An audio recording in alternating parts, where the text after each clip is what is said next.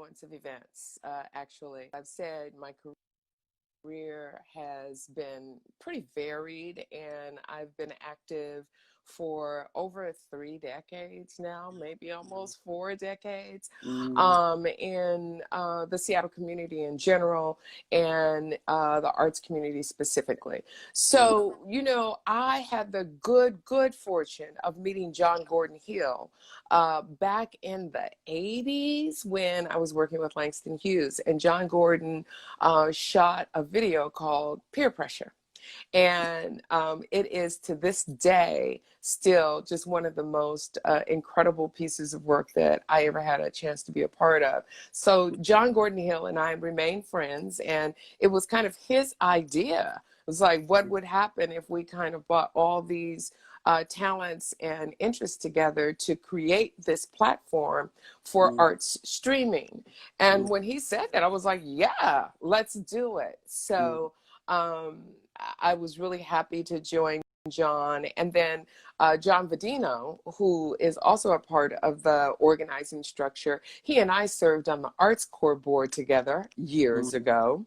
And then Carlos Ganducci, who is also a member of the organization. Carlos was at ACT Theater when I was working there with the Hansberry Project. And he and I have maintained a relationship over a long period of time. So it's like this kind of confluence of all of these different relationships. And then when they said Simon was involved, I mean, it was like, am I not going to join this thing? I know. Why would I not, you know? So it's because of all of you, all of your levels of passion and your desire to make something good happen that I'm really involved. So I'm just appreciative for the work that you all do. Thank you. And you know, a lot of people also don't know that this was inspired by the fact that people are locked in during this pandemic, and you know, a lot of artists had lost their gigs. A lot of venues were closing, and even now a lot of venues are still closed. Right. So people didn't understand, you know, how within a period of, you know, 2 months, we started the conversation, built the site, and, you know, and now it's something that people are appreciating. Yeah, it's pretty amazing, the amount of work and effort that was put in a really short period of time to create this platform for artists to not only have an outlet for their work, but to also have the ability to connect with audiences in a real personal way. And I think that's the piece that I am most interested in, because I'm pretty convinced that, you know, even as we come out of COVID-19 and start to restore whatever sense of normalcy we might think we're going to accomplish, there will still and always be this necessity for arts to have a digital platform. And so I think that NASH has a long life.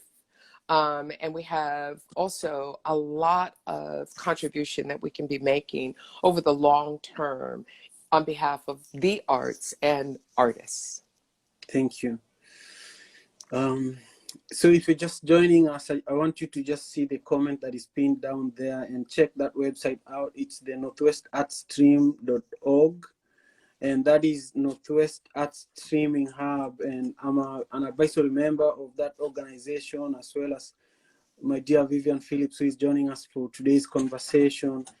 And now we just want to talk about how you know, art and music can be used as tools for resistance. While you respond to this, I just want to pick a ball. I have a dog here that is trying to pick a ball and is just scratching on things, so that sound is interfering with my focus. I'll be right back.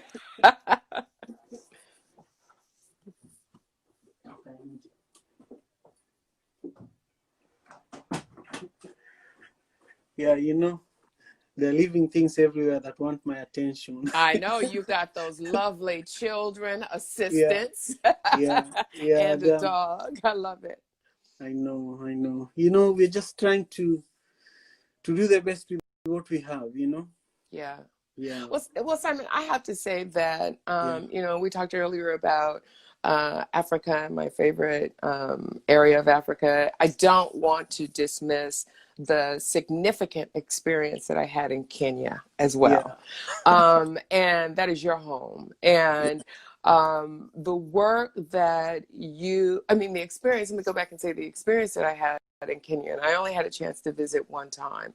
Yeah. And I went to Nairobi and also got a chance to get out into the area called Karen, which is where the Great Rift Mm. Valley is and where the Maasai are. Mhm. Mhm. And the art and the music of the Maasai really changed my life. And Mm. then having the ability to participate in the Madaraka Festival and the beautiful work that you brought together and gifted to the city of Seattle, in my view, is unmatched. And so I think about, you know, the ways in which art and culture help to move humanity and citizenry and social interactions to get forward is quite amazing. And what you are showing us through Madaraka and One Vibe Africa is that you don't have to be on the continent necessarily in order to still really celebrate the work of the continent and then share that out with the rest of the world while doing good for your people at home. So Yeah. I'm inspired by that. Thank you. And Thank you. so when you ask the question about why the arts are important and how do we, you know, connect that for social Yeah. good, I think One Vibe Africa is an example of doing that in a real authentic way. So just want to give you a shout out and say thank you. Yeah, you know, sometimes it's hard to receive, you know, feedback and Yeah. love. And so, you know, I just thank you for that. And I want to say that NASH, you know, Northwest Art Streaming Hub is also helping One Vibe, you know, aggregate our content. You know, Yeah. there's a lot of videos from One Vibe's YouTube channel, One Vibe TV, where this year's Madaraka Festival is going to be held. That also is on NASH, you know, Yeah.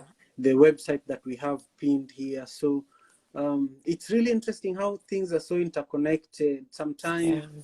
you know, you think that you're doing something for somebody else, but you're doing it for yourself, you know? Yeah. Yeah. Yeah, Well, yeah, if you don't get joy from it, what's the use in doing it? You yeah, know? So I think that that's where we see the greatest amount of contribution is when people are doing it because they are joyful yeah, about it. And it makes a difference for them in their lives. yeah. Let's give the current Miss Kenya USA a shout out. She's on this. Hey, She's in New York. Her name is Wendy Oduor, and it's just amazing that she has joined us for this conversation. In fact, thank Wendy, you need to you. sign up for, you know, NASH. She needs a profile, you know, on NASH. Wendy, the beauty of this, you know, conversation that we're having is that, you know, Vivian is somebody that I see you as Vivian in the next few years. Yes, And, yes. you know, and Vivian and I are helping advocate for this amazing platform that not only artists here in Seattle can use, but also, you know, you and your friends in New York should sign up, and you should help me get this information to the Kenyan and African community. Look at the comment there. Nash just posted the submit link. So make sure you check it out, Wendy and everybody else who is on this call. Hey, Miss Kenya, USA. I love it. Wait, is Yeah, that right? Kenya, yes, USA? yes, yes, Okay. yes. All right. All right. So the way that they do that event also needs to be a part of NASH. When do you Nice. need to pitch Miss Kenya USA to be on NASH? And also their events will need NASH in the future to be streamed. But the way they do it is that they bring all the, you know, they look for Kenyan girls throughout the US who are in colleges, and Mm-hmm. then they you know, they contest, and Mm-hmm. out of hundreds they eventually pick who is going to be representing Kenya, in different forums. And then they also pick different categories. And so someone like Wendy and the previous Miss Kenya USA have gone to Kenya, and they've taught like young girls how to model, and they've started things with One Vibe as well. So it's like a leadership program, but focusing on beauty and brains, something like that. I love it. Yeah. Lovely. Well, there's also what the Africa Center is relatively new in New York, and I know that there are a lot of African origin but New York-based artists that are working with the Africa Center there. One of my good friends, Somi, who I think Somi is Ugandan and Rwandan, but she lives in New York, and she's a beautiful singer. And she has just completed a tribute to Miriam Makeba in music and play. And I know she's working with the Africa Center. So let's get hooked up. I know. I'll make sure you and Wendy connect. But now, from your perspective, Vivian, how do you think an artist can leverage NASH and the network that NASH has created so that they can push their content and their work to a larger audience? Yeah, I want to acknowledge that I'm aware of the fact that there are a number of artists and also arts organizations that have created their own platforms for digital content. And I think that we should not think of those things as mutually exclusive. We should think of them as complementary. Right. So when artists are in the midst of creating their content or just digitizing their content, and then also working with organizations, the beauty of NASH is that NASH has you and a marketing arm, essentially, that works hard to push that content out. So the benefit I see is the ability to connect with a much larger audience potentially, and to kind of scope out a footprint, a digital footprint that complements your own footprint and simply supports the movement of more interaction between the public and your arts product. So that's what we want to do. I mean, that's the whole intent of NASH, is not to own anybody's work, not to stake claim to anybody's work, but to put a footprint on your work that is broad and gives people a lot of opportunity to connect with you as an artist directly and with your work. So I think there's a lot of benefit there. And I just, want us to think about all of the assets as opposed to the deficits. When people think, go like, well, what about mine? What about mine? What about our? And how can we be mutually complementary and supportive? That's what NASH does. Wow, thank you.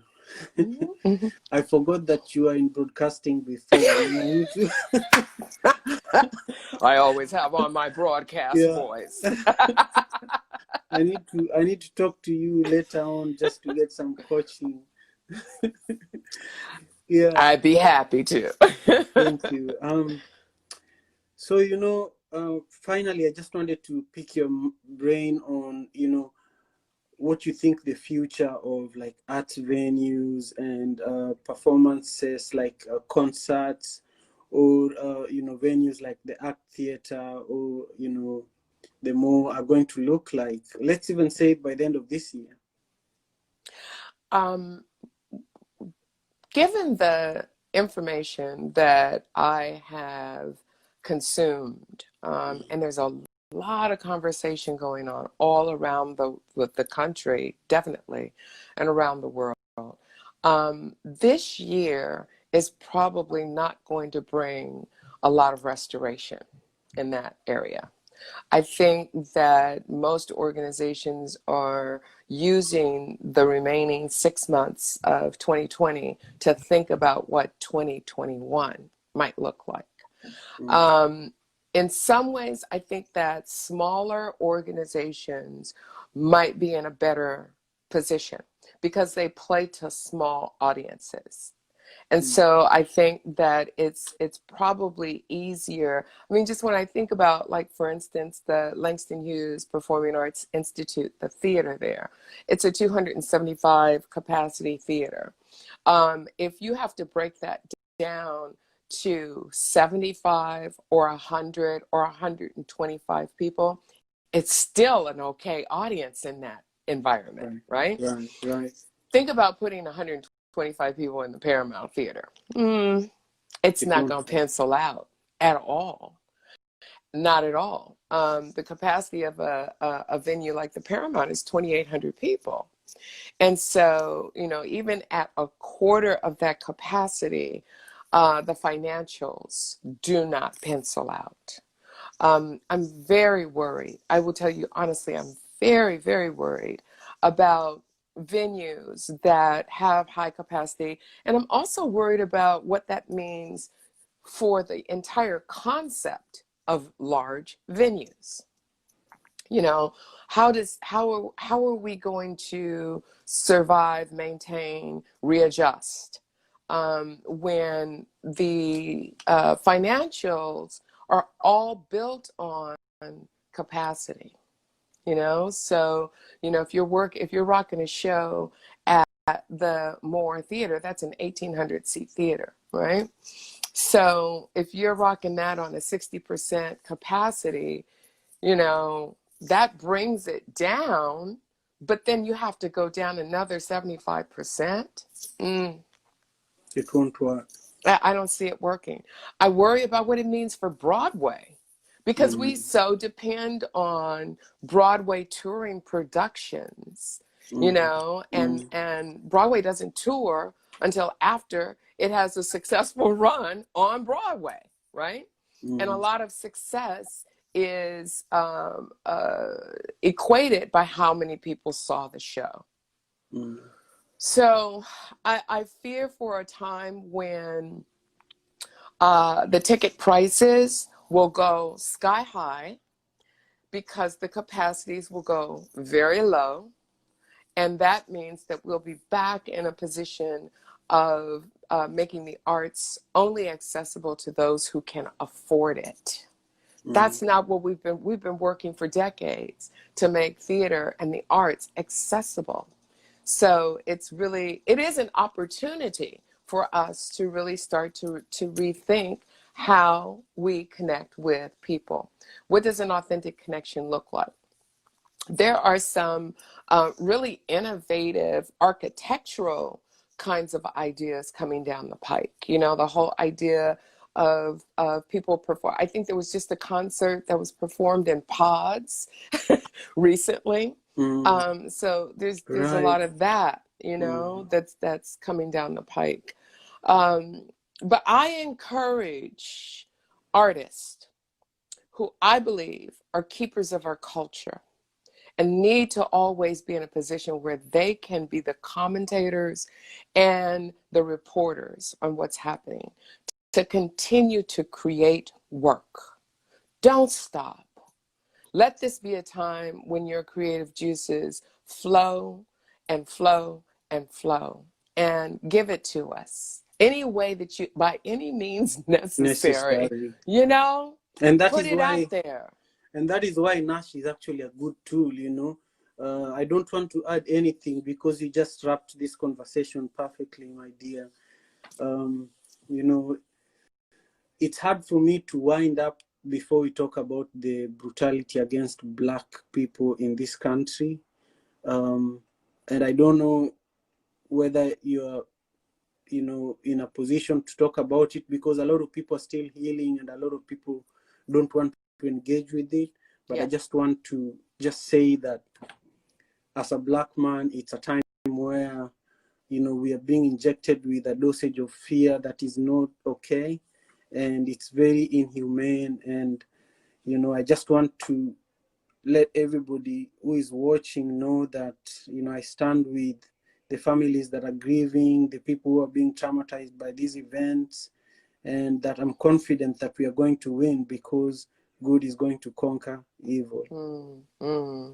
That's beautiful. That's beautiful. I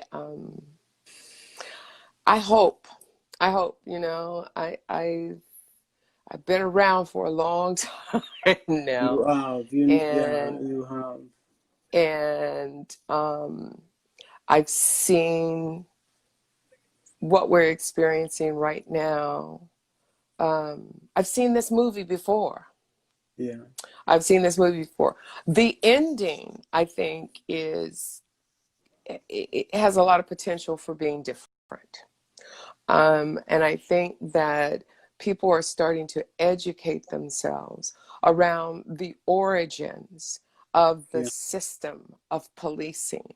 And it's not until we can recognize, accept the truth of that, that we can actually make a change. Correct. So, you know, the whole theory around this is not an everyday occurrence, it only happens, there's only, you know, there's some bad apples.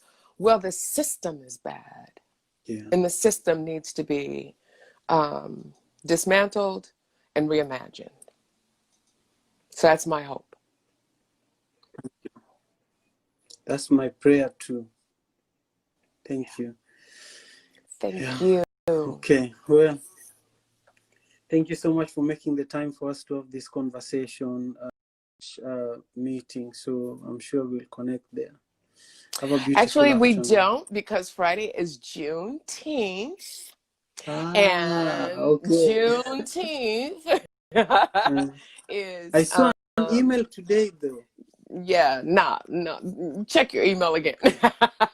Okay. But at any rate, you know, Friday is Juneteenth. It is a time for us to, I don't prescribe necessarily to the whole celebration piece of it, because what Juneteenth Yeah. is a recognition that it took 2.5 years for slaves in Galveston, Texas to be made aware of the fact that they did not have to be making this free labor for the U.S. for over 2 years. So, you know, that's June 19th, and the day that we recognize that. But I think it's a time for reflection. It's a time for people to dig into their history books and get informed. Just get informed. And for you, Simon, you know, anytime you call, I'm answering. I'm Thank just you. going to answer. Thank you. You know, Thank I you feel for the same way. everything you do. Thank you. I'm so grateful. Yeah. I'm grateful